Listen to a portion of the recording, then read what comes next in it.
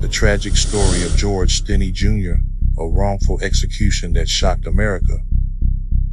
In 1944, in the small mill town of Alcolu, South Carolina, 14-year-old George Stinney Jr. became the youngest person executed in the United States during the 20th century.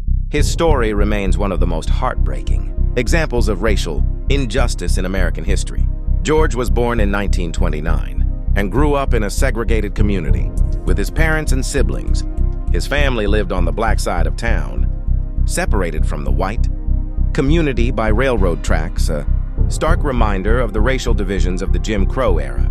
On March 23, 1944, two white girls, 11-year-old Betty June Binnicker and 8-year-old Mary Emma Timms, disappeared after reportedly speaking briefly with George and his sister while riding their bicycles. The girls' bodies were found the next day, and suspicion quickly fell on George. Authorities arrested the 14-year-old without his parents or a lawyer present. Police claimed George confessed to the murders, but no written or recorded confession was ever produced. His family was forced to leave town after receiving threats, leaving George isolated while he awaited trial. Just 1 month later, George was tried before an all-white jury. The trial reportedly lasted only a few hours. His court-appointed attorney called no witnesses in George's defense and presented little challenge to the prosecution's case.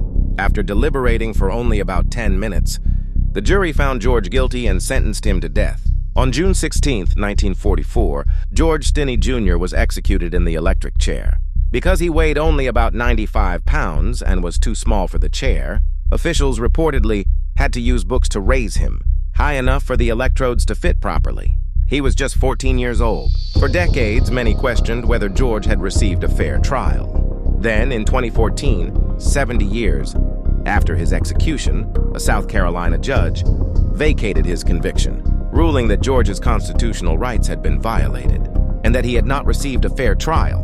While the ruling did not declare him factually innocent, it recognized that the legal process leading to his conviction had been fundamentally unjust. Today, George Stinney Jr.'s story is remembered as a powerful reminder of the importance of due process, equal justice under the law, and the lasting consequences of prejudice. His case continues to be studied by historians, legal scholars, and civil rights advocates as one of the most troubling miscarriages of justice in American history. If you found this story informative, be sure to like, subscribe, and turn on notifications for more true stories and historical documentaries.